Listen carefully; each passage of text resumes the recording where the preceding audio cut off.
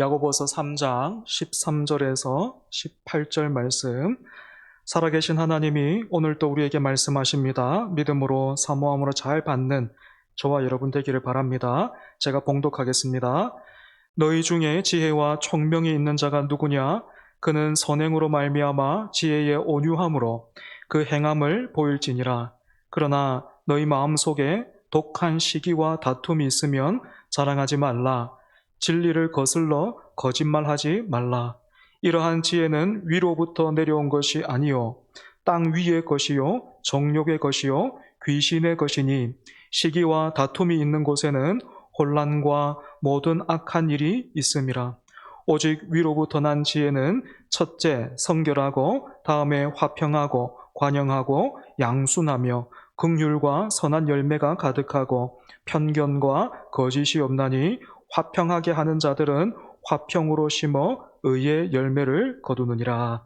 아멘.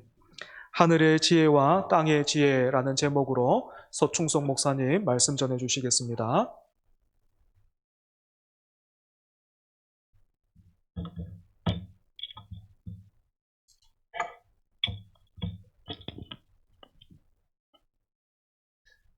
네, 오늘 반갑습니다.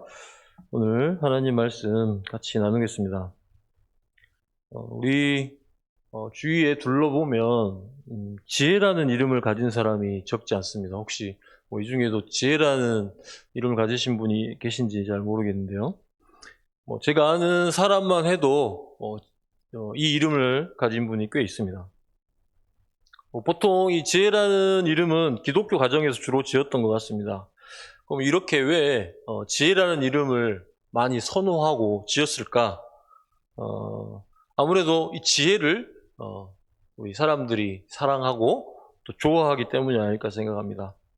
성경에는 지혜라는 단어가 꽤 많이 등장합니다.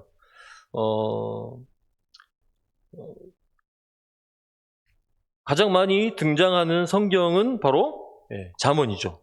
잠언에서 이 지혜라는 말이 많이 등장하는데요. 그런데 잠언에서 말하는 지혜는 우리가 통상적으로 사용하는 지혜와 다른 것을 발견합니다. 무엇이 다를까요? 우리 잠언 1장 7절에는 이렇게 말합니다. 여호와를 경외하는 것이 지식의 근본이거늘 미련하는 자는 지혜와 훈계를 멸시하느니라. 이 말씀에서 나오듯이 하나님을 경외함이 세상의 지혜와 다른 거겠죠. 세상의 지혜와 지식은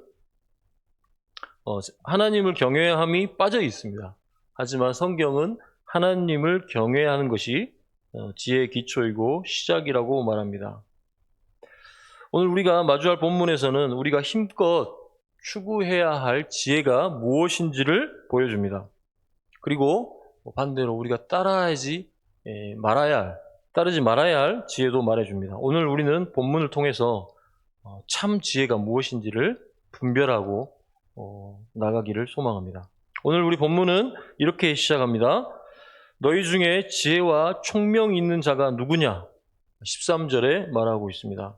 이 질문은 야고보 사도가 자신의 편지를 받은 교회의 성도 중에 과연 누가 제일 똑똑한가, 누가 제일 총명한가를 물어봐서 알고 싶어서 질문한 것은 아닐 것입니다.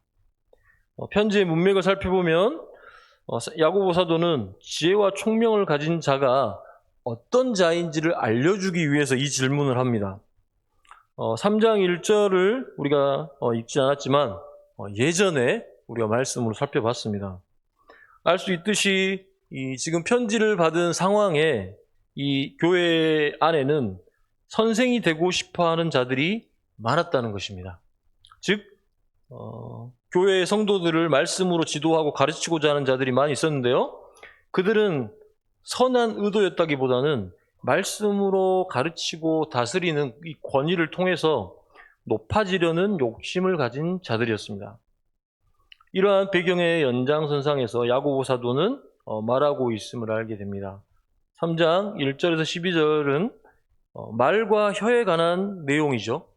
그러니까 성도들은 말이 통제되지 못할 때 발생하는 위험성과 그 영향력을 알고 반드시 혀를 다스려야 함을 명령했습니다.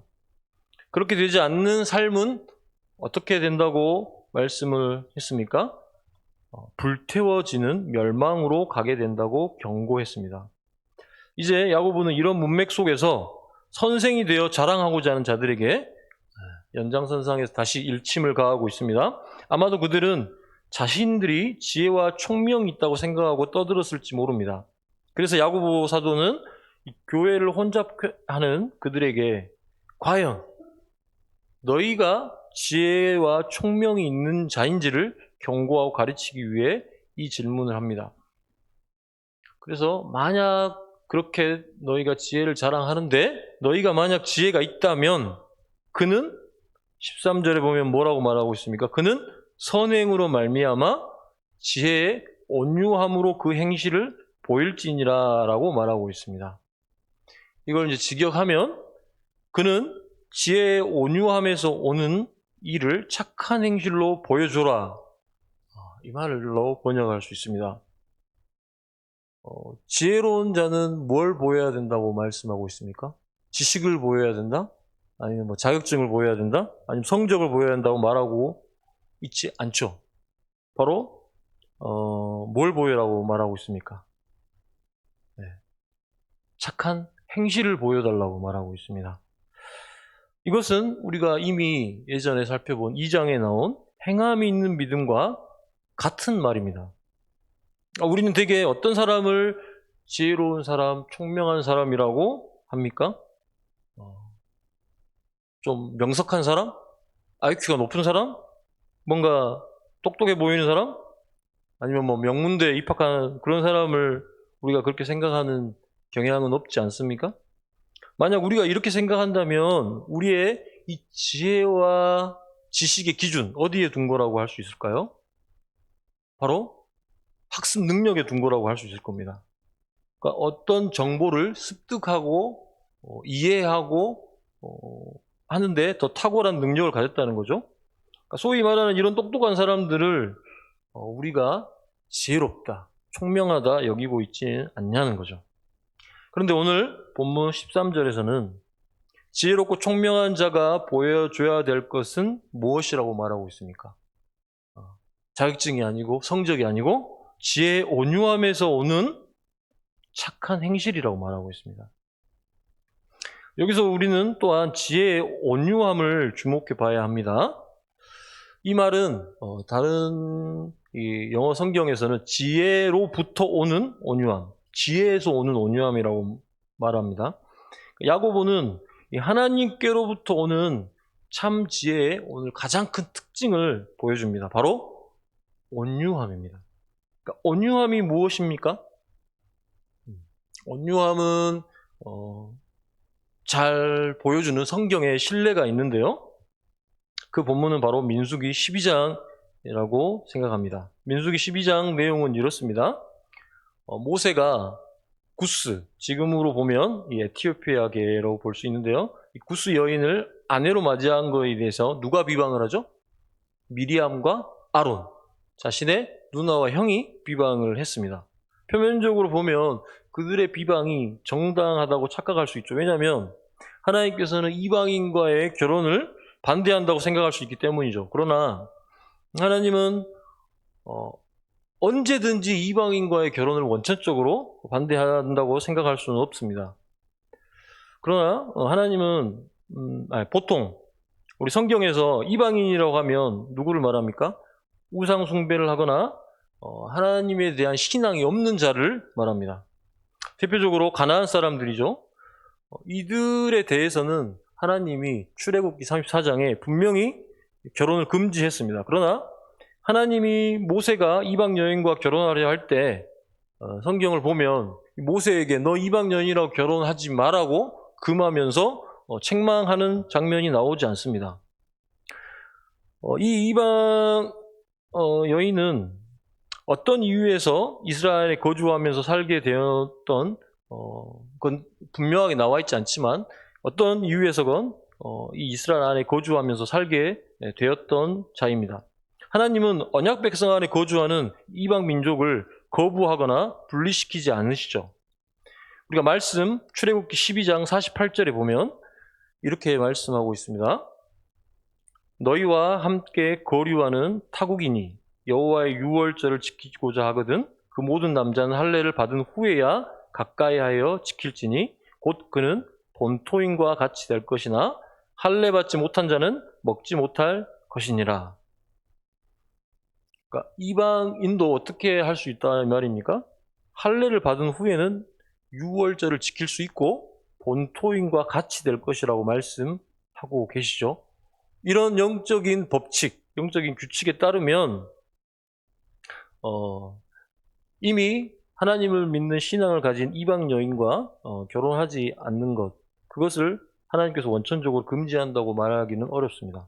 하지만 이 미리암과 아론은 하나님의 뜻에 부합하지도 않는 것을 가지고 무리하게 지금 모세의 지도자 권위를 비방하고 선동하기에 이르렀습니다. 이는 미리암과 아론이 단지 그냥 이 모세의 결혼이 못마땅해서라기보다는 자신들의 속셈을 하나님께서 아시는데요. 민수기 12장 2절에 보면 그들이 이르되 여호와께서 모세와만 말씀하셨느냐 우리와도 말씀하시지 아니하셨느냐 하매 여호와께서 이 말씀을 들으셨더라 이렇게 말하고 있습니다.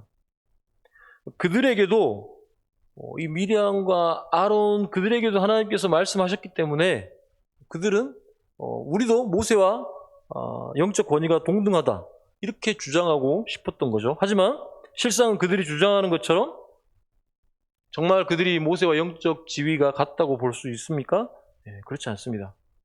그러니까 하나님께서는 이스라엘 장로들 미리암과 아론은 어떻게 말씀을 주셨냐면 환상이나 꿈을 통해서 그들에게 말씀합니다.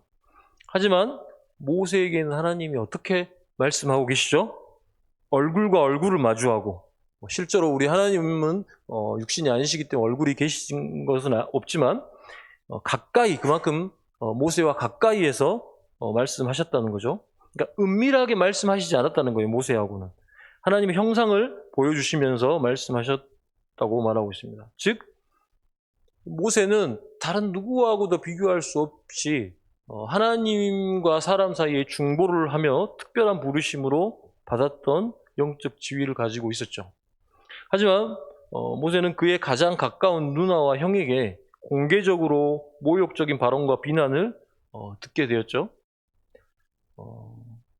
선도님들이 자기 동생과 자기 형과 누나가 공개적으로 이렇게 비방을 한다 이렇게 했을 때 어떻게 하실 것 같습니까? 내가 누군 줄 알고 나에게 이런 모욕을 주는 거죠? 나는 하나님을 가까이 대면하면서 직접 음성을 들었던 사람입니다.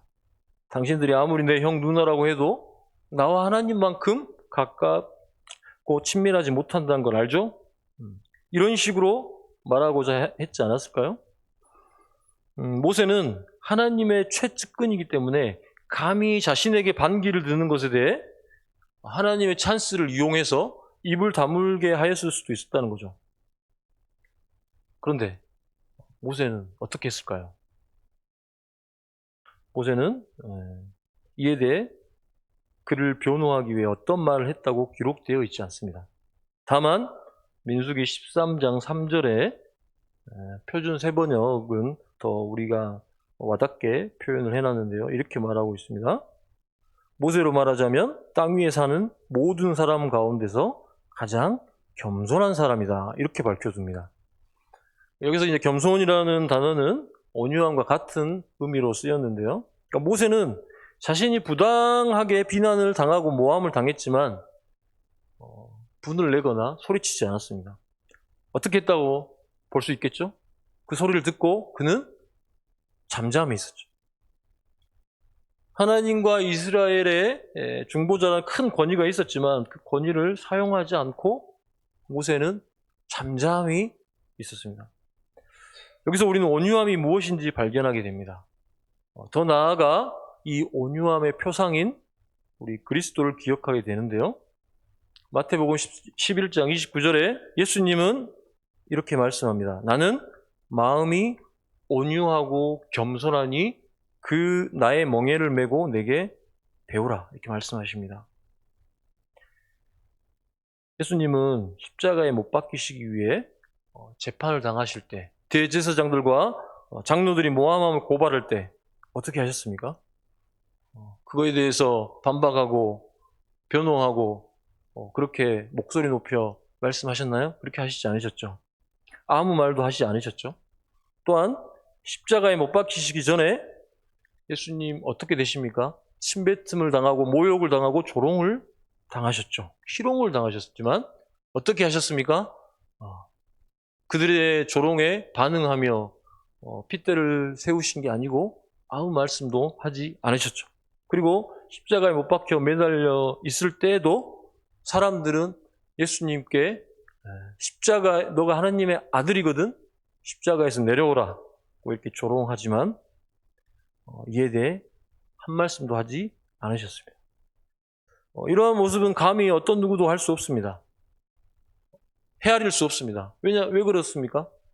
만왕의 왕이시고 만주의 주이시고 온 세상의 창조주시고 주권자이신 그분이 짓밟힌 꽃처럼 되셨지만 침묵하셨습니다. 왜 침묵하셨을까요? 변호할 수 있고 그거에 대해서 어떤 징계를 내리실 수도 있으셨을 텐데 왜 침묵하셨을까? 가장 간단하게 말하자면 우리를 구원하시기 위해서 그 자리에서 침묵하셨던 거죠. 즉 하나님의 뜻을 이루시기 위해서였습니다. 앞서 살펴봤던 모세의 침묵도 마찬가지입니다. 그는 하나님의 의를 이루기 위해서 자신에게 부정한 어떤 비방을 당했지만 그것을 온몸으로 그냥 받고만 있었죠. 바로 온유함이란 모세와 예수 그리스도처럼 하나님의 의를 이루기 위해 참고 인내하는 것입니다. 자신이 못나서 능력이 없어서 힘이 없어서 참는 게 아닙니다. 오직 하나님의 뜻을 위해서 참는 것이죠. 하나님의 지혜를 가진 자는 온유함으로 착한 행실을 보일 줄 알아야 합니다. 착한 행실은 무엇입니까? 하나님의 말씀을 따르는 삶입니다. 만약 모세가 그의 형과 누이에게 비방을 들었을 때 그들을 저주하고 그들을 모욕하고 똑같이 비방했다면 그는 결코 하나님의 의를 이룰 수 없을 것이었습니다.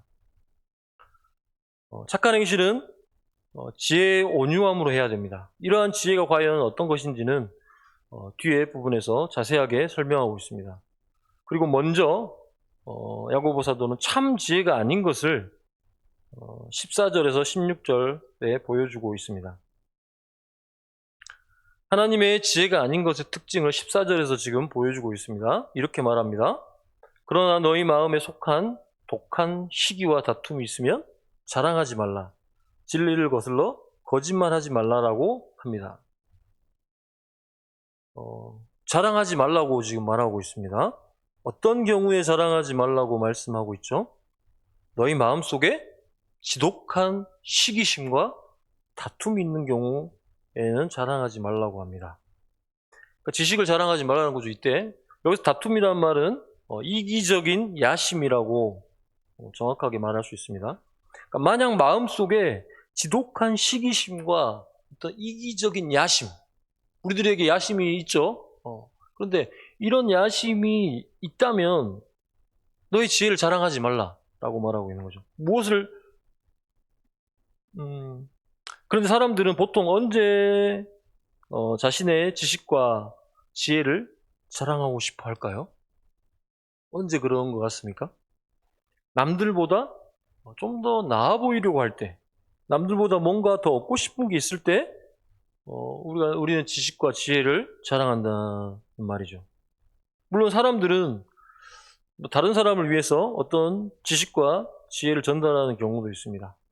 자신이 전해준 지식으로 전달받은 이가 다른 이들을 도와주고 그가 어려움을 벗어날 수 있게 하기 위해 지식을 전달하는 경우도 있습니다. 지금 14절에서 말하는 지혜는 그런 것은 아닙니다. 내용 같을 수 있지만 뭐가 다릅니까? 마음에 지금 동기가 전혀 다른 걸 말하고 있죠. 그 마음의 동기와 의도는 어떤 것입니까, 지금? 선행이 아니고 지독한 시기심과 이기적인 야심입니다. 우리가 마음을 잘 다스리지 못하면 쉽게 이런 지혜가 이렇게 변질될 수 있습니다. 다른 이들을 돕고 섬기려는 것이 아니라 다른 이들의 위에 군림하고자 또 내가 더 이익을 얻고자 하기 위한 도구가 된다는 것이죠. 우리는 지혜와 지식이 그렇게 될 수 있다는 것을 알고 경계해야 됩니다. 우리가 지식을 쌓고 뭔가를 더 배우려고 하는 이유가 뭡니까? 한번 돌아보세요. 내가 왜 배우려고 하고 왜 더 지식을 쌓으려고 할까? 다른 이들을 섬기고 돕기 위해서입니까? 아니면 내가 다른 이들보다 좀 더 나아 보이고 다른 이들보다 더 이득을 얻기 위해 하기 때문입니까? 요즘 사람들은 많이 배우려고 합니다. 애를 쓰는 것 같습니다. 다양한 자격증, 여러 가지 취미, 다양한 운동 등을 갖추고 이것들을 갖추고 지식을 갖추고 배우는 것 같습니다. 여러 가지를 배우는 것이 그리고 자격을 갖추는 것은 절대 나쁜 건 아닙니다. 이 세상은 하나님의 창조물이기 때문에 우리는 그것을 아는 것을 통해 기쁨과 하나님에 대한 지식을 완전하지는 않고 충분하지는 않지만 어느 정도 얻을 수 있죠. 그런데 때로는 이러한 배움의 욕구들이 나를 높이기 위한 도구로 전락한다는 것입니다. 그렇게 그들은 자랑하지 말아야 합니다. 그러니까 다른 이들 위에 군림하기 위해 입을 여는 자들은 입을 열지 말아야 한다는 것을 말하는 거죠. 그리고 그것은 진리를 거슬러 거짓말하는 것이라고 경고를 합니다. 그러니까 지금 야고보가 이 편지를 보낸 교회에 이런 자들이 있었다는 거예요. 그러니까 사람을 살리고 진리를 세우는 지혜가 아니고 다른 이들 앞에서 우쭐을 대고 지식을 자랑하며 거짓말하는 자들이 있었을 거라는 거죠. 이들의 모습은 우리가 앞에서 살펴봤던 13절의 지식과는 정반대의 모습이죠. 그러므로 15절에 무엇이라고 말하고 있습니까? 이 지혜의 특징은 14절에서 밝힌 이러한 지혜들의 특징은 위로부터 내려온 것이 아니고 땅 위의 것이요 정욕의 것이요 귀신의 것이다 이렇게 말하고 있습니다. 지독한 시기심과 이기심을 가진 지혜는 위로부터 내려온 것이 아니라고 합니다. 위로부터 내려왔다. 이 말은 곧 하나님이 주시는 지혜가 아니라는 거죠. 그러니까 아무리 경건하게 포장하고 종교적인 용어로 말한다고 해도 그들의 동기와 마음이 선하지 않고 이러한 것들로 가득 차 있다면 결코 하나님의 지혜가 아니다는 것을 알아야 됩니다. 그렇다면 그것의 출처는 어디라고 말하는 거죠? 그것의 출처는 땅 위의 것이요 정욕의 것이요 귀신의 것이라고 말합니다. 땅 위의 것이라는 것은 세상에 속한 것이라는 거죠. 하나님과 반대되는 것입니다. 타락한 세상에서 나오는 것이죠. 모든 지혜와 지식이 하나님으로부터 온 것이 아님을 알아야 합니다. 모든 말이 하나님으로부터 온 건 아닙니다. 그렇게 우리는 어떤 것이 하늘의 지혜이고 어떤 것이 세상의 지혜인지 분별할 줄 알아야 되죠. 내가 듣기 좋은 말이라고 해서 그게 꼭 하나님의 말씀일까요? 내가 듣기 싫은 말이라고 해서 그것이 꼭 하나님의 말씀이 아닐까요? 예를 들면 아이스크림을 파는 분이 있다고 생각해 보겠습니다. 이분이 아이스크림 많이 팔고 싶어서 아이들에게 이렇게 광고를 할 수 있겠죠. 아이스크림 많이 먹으면 공부도 잘할 수 있고 키도 쑥쑥 클 수 있고 축구도 잘할 수 있어. 이렇게 헛된 선전을 한다면 아이스크림에 대한 지식이 부족한 아이들은 정말 그런가? 하면서 아이스크림 사 먹을 수도 있겠죠. 이것 때문에 잘 사 먹진 않고 맛있어 사 먹겠지만 이런 일이 있다 생각해 보면 이와 같은 입장에서 이제 예를 들자면 그러니까 내 입장에서 듣기에 좋다고 해서 모두 하나님의 지혜와 지식은 아니라는 거예요. 때로는 아이들에게 부모님이 이렇게 말씀하시죠. 과제하고 놀아라. 일찍 잠자리에 누워라. 스마트폰 적당히 해라. 저는 이런 말들을 이제 많이 합니다. 이런 말이 근데 아이들 입장에서는 어떻습니까? 듣기 싫은 말일 수 있겠죠. 실제로 듣기 싫어합니다. 그렇다고 그 말이 지혜롭지 않다는 말은 아니라는 거죠. 내가 듣기에 싫지만 그 말이 하나님의 지혜가 있는 경우가 있다는 겁니다. 그렇게 무턱대고 내가 이것이 하나님의 지혜다 아니다를 무턱대고 우리가 판단해서는 안 되겠죠. 그러면 어떻게 우리가 판단해야 될까? 이 말씀이 하나님의 지혜인지 아닌지. 바로 우리의 삶의 모든 표준인 성경이 우리의 잣대가 되어야 되는 거죠. 또한 하나님의 지혜가 아닌 것은 정욕적입니다. 이 말은 성령에 속한 것에 반대된다는 뜻입니다. 즉 성령이 없는 자, 육체의 본능대로 사는 것을 말합니다. 어떤 것이 육체의 본능대로 사는 것입니까? 성령을 무시하고 자기의 욕심과 욕구대로 사는 것이 성령을 무시하는 삶입니다. 그러니까 남들보다 우위에 있으려 하고 잘나 보이려고 하는 것은 결코 성령에 속한 것이 아님을 알아야 됩니다. 그것은 우리의 타락한 본성대로 사는 것이죠. 그런데 우리는 이런 유혹을 받을 때가 많죠. 내가 남들보다 좀 더 비싼 아파트에 산다고, 좀 더 좋은 차 탄다고 사고 있으면 우쭐대면 안 된다는 겁니다. 그리고 돈이 남들에 비해서 좀 더 있다고 내가 더 위에 있다고 생각해서 안 된다는 겁니다. 이러한 생각들은 결코 성령님께서 우리에게 주신 것이 아닙니다. 우리의 타락한 본성대로 생각하는 것이라는 것을 알아야 됩니다.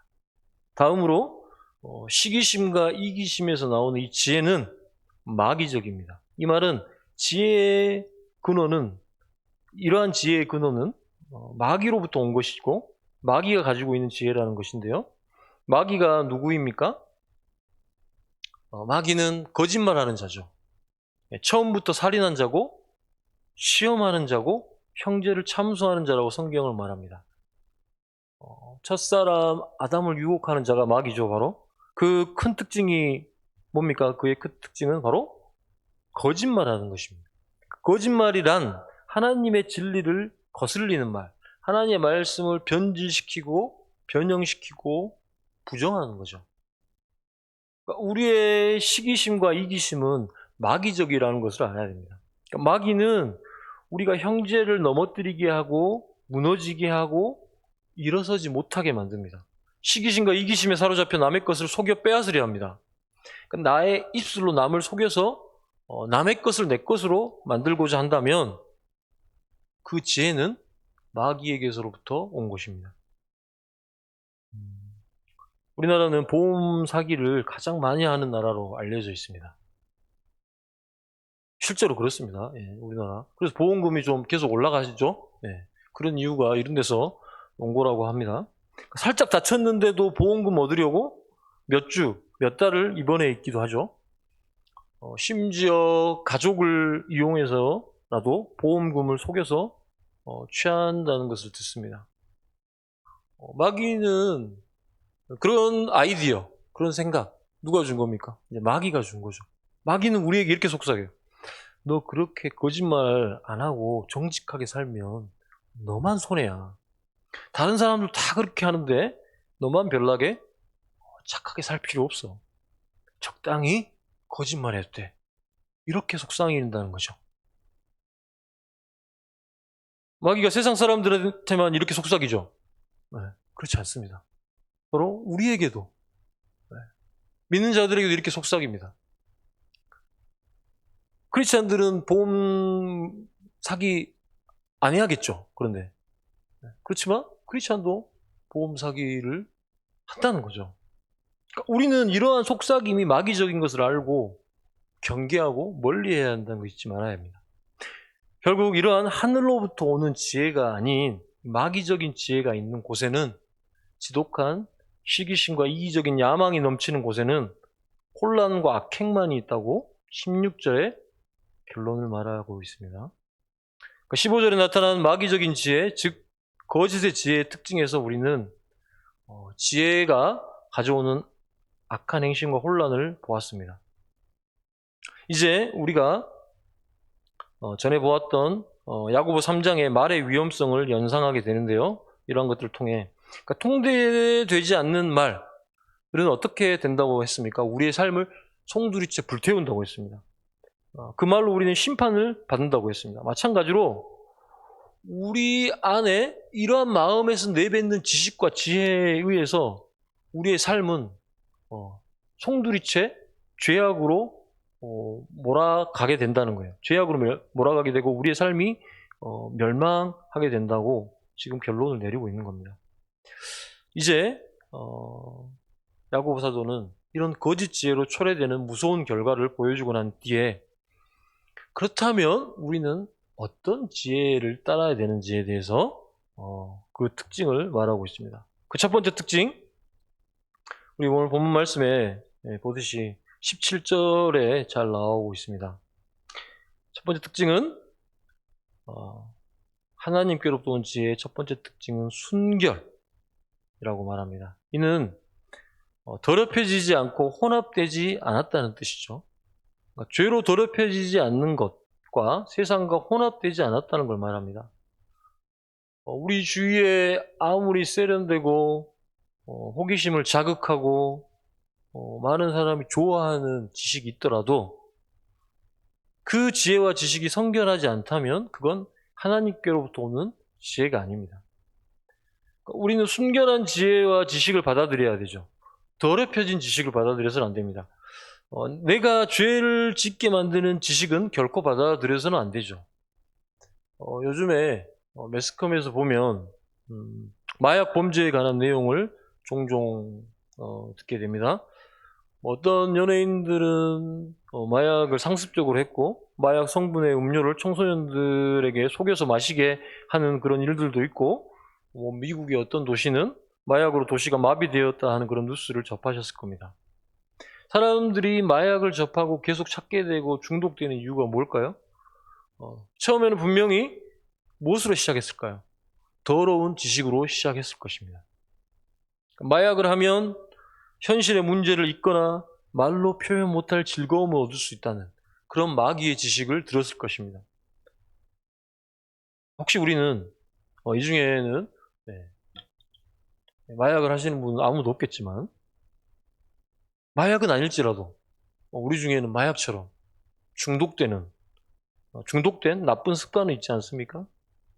나쁜 습관. 혹시 여러분들은 육체가 피곤하면 다른 이들을 평소와는 다르게 예민하게 하거나 까칠하게 대하지는 않습니까? 만약 우리가 이런 잘못된 습관을 보인다면 우리 안에 어떤 지식이 들어와 있는 것일까요? 내가 지금 몸이 힘든데 나를 지금 신경 쓰게 만들고 하면 나는 그것에 대해서 적당한 응징을 할 수 있다. 이런 생각을 하고 있지 않을까요? 이런 생각은 자기 중심적인 지식이죠. 이기적인 지식입니다. 그러니까 바른 지식은 어떤 것일까요? 내가 몸이 힘들어도 어때야 됩니까? 다른 이들을 대할 때 온유함으로, 존중함으로, 사랑으로 대해야 이러한 지식이 바른 지식이겠죠. 다음으로 우리 하나님의 지혜의 특성은 화평입니다. 화평. 이는 하나님과의 관계, 사람과의 관계, 성도와의 관계에 사용할 수 있습니다. 하나님과 평화하게 해주고 사람과 평화롭게 해주고 성도들과 평화롭게 해줍니다. 어떤 지식이 이러한 평화를 가져옵니까? 하나님의 지식만이 우리에게 평화를 가져다 줍니다. 하나님의 지식으로 여러분들은 지금 평화를 누리고 계십니까? 사람과 평화하고 있습니까? 네, 가족과 화목하고 있습니까? 우리 성도들과 화목하고 계십니까? 만약에 내가 그렇지 않다면 우리는 하나님이 주신 지혜가 아닌 다른 지혜를 받았기 때문일 것입니다. 하나님의 지혜는 우리를 화목하게 만듭니다. 결코 반목하거나 경쟁하거나 시기하거나 이기심을 가지게 하지 않습니다. 다음으로 하나님의 지혜는 어떤 특징이 있습니까? 관용이라는 성격을 가집니다. 인내, 절제라고 말할 수도 있겠죠. 관계 속에서의 너그러움, 주로 이웃과의 관계에서 너그러움과 친절함을 말합니다. 우리는 사람들에게 너그러움과 친절함으로 대하고 있습니까? 아니면 사람들을 함부로 대하고 있습니까? 다른 사람들의 실수에 대해서 곧바로 비난하거나 혹시 정죄하고 있지는 않습니까? 때로는 나와 관계가 깊지 않은 사람보다는 나와 가장 가까운 사람, 친구에게 이렇게 관용을 베풀지 않는 경우가 있을 수 있습니다. 하지만 우리가 알아야 됩니다. 가족도 이웃에 해당한다는 걸 잊지 말아야 됩니다. 그러니까 조급해하지 말고 우리가 가장 가까운 우리 가족에 대해서도 너그러움으로 대해야 합니다. 다음으로는 양순의 덕목을 가진다고 말합니다. 양순이라는 것은 기꺼이 배우고 고치고자 하는 순종이라고 할 수 있습니다. 그러니까 옳은 가르침과 지혜에 대해서도 우리가 고집을 부리고 듣지 않으려는 것이 아닙니다. 양수라는 자는 다른 이의 책망과 충고를 듣고 순종하는 자죠. 시편 141편 5절에 이렇게 말합니다. 의인이 나를 칠지라도 은혜로 여기며 책망할지라도 머리에 기름같이 여기며 내 머리가 이를 거절하지 아니할지라. 잠언 9장 8절은 거만한 자를 책망하지 말라. 그가 너를 미워할까 두려우니라. 지혜 있는 자를 책망하라. 그가 너를 사랑하리라. 그러니까 참된 지혜는 결코 거만하거나 교만하지 않고 진리를 순전히 받아들이고 따릅니다. 그러니까 하나님의 말씀이기에 자신의 편협함과 어긋난 생각을 버린다는 거죠. 또한 지혜는 어떤 특징을 가지고 있다고 말합니까? 긍휼과 선한 열매가 가득합니다.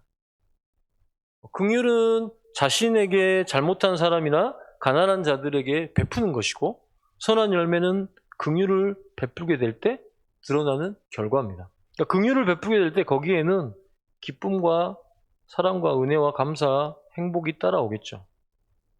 네. 또 마지막으로 하나님의 지혜의 특징은 편견과 거짓이 없습니다. 편견이 없는 것은 편파성이 없다는 것이고, 거짓이 없다는 것은 꾸미거나 위장하지 않는다는 것을 말합니다. 야고보는 18절에서 이 본문에 대한 결론을 내리고 있습니다. 화평하게 하는 자들은 화평으로 심어 의의 열매를 거둔다고 합니다. 하나님의 지혜를 가진 자들은 화평을 만든다는 거죠. 이들은 분노와 시기와 이기심으로 지혜를 대하지 않습니다. 이들은 화평으로 지혜를 심어 의의 열매를 맺는다고 말하고 있습니다. 오늘 우리는 지혜에 관한 말씀을 보았습니다. 잠언에서는 이 지혜를 사람의 인격과 같이 표현을 하고 있습니다. 묘사를 합니다. 이렇게 말하고 있죠. 잠언에서 보면 지혜가 길거리에서 부르고 광장에서 소리를 높이며 시끄러운 길목에서 소리를 지르며 성문 어귀와 성중에서 그 소리를 발하여 라고 말합니다. 오늘 본문에서도 단순히 지혜라는 것은 지식, 어떤 문자와 같은 사실과 같은 어떤 비인격적으로 말하고 있지 않습니다. 어떻게 말하고 있습니까? 지혜를 지금 사람의 마음과 성품과 연관시켜 설명하고 있습니다. 이는 말로써 베풀어지는 지혜가 사람의 인격을 나타내고 삶을 결정짓는 것이 될 수 있음을 가르쳐 줍니다. 이 세상에는 많은 지식과 지혜가 있습니다. 우리는 정보의 홍수 속에 살고 있죠. 누구나 쉽게 어떤 정보든 접할 수 있습니다. 이러한 시대에 사는 우리에게 야고보가 지금 가르쳐 주는 것은 그럼 무엇입니까? 누가 지혜롭고 총명한 자입니까? 바로 하나님의 지혜를 소유한 자라고 가르쳐 줍니다. 교회나 가정이나 직장에서 누가 지혜로운 자입니까? 하나님의 지혜를 소유한 자입니다. 학식과 학력과 부와 명예, 권력이 있는 자가 아니라는 겁니다. 우리는 착각해서는 안 돼요. 세상의 기준, 땅의 기준으로 우리가 판단해서는 안 됩니다. 우리가 내뱉는 지혜와 지식, 말과 행동, 우리의 삶이 성결하고 화평하고 관용과 양순, 긍휼, 편견과 거짓이 없는 그런 선한 열매를 맺고 있습니까? 만약 그렇지 않고 지독한 이기심과 이기적인 야망이 가득 차 있다면 우리는 입을 닫아요. 말을 뱉지 말고 우리 행동을 멈춰야 합니다. 하늘로부터 오는 이 하나님의 참 지혜가 우리의 각자의 입술과 행동과 삶에 가득하기를 간절히 바라겠습니다. 시간 이 하나님의 말씀을 붙잡고 같이 한번 기도하겠습니다. 기도하실 때 오늘 하나님께서는 지혜를 자랑하지 말라고 이들에게 경고합니다. 왜 경고하고 있습니까? 왜 자랑하지 말라고 합니까? 그들의 마음의 동기가 지독한 시기심과 또한 이기적인 어떤 야심에 의한 것이라면 우리의 입술을 닫아라고 말하고 있습니다. 여러분이 내뱉는 말에 어떤 마음의 동기에서 나오는 말들이 쏟아져 나오고 있습니까? 차라리 우리의 마음을 다스리지 못하고 우리의 마음이 사랑과 온유와 인내와 화평으로 가득 차 있지 않다면 말을 내뱉지 않는 것이 좋습니다. 이 시간 우리가 말에 그러한 참 이 땅의 것, 정욕의 것, 마귀의 것이 가득 차 있었다면 이 시간 회개하기를 소망하고 하나님 우리의 삶이 온유함에서 오는 지혜의 착한 행실로 나타낼 수 있게 도와 주옵소서. 우리의 입술에서 화평과 우리의 삶에서 양성과 또한 우리의 삶에서 관용과 거짓과 이 거짓이 없는 편견이 없는 삶이 될 수 있게 주님 도와주옵소서.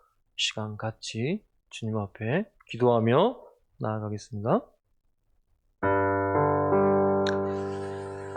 하나님 아버지, 우리의 삶에 돌아봅니다. 우리 삶의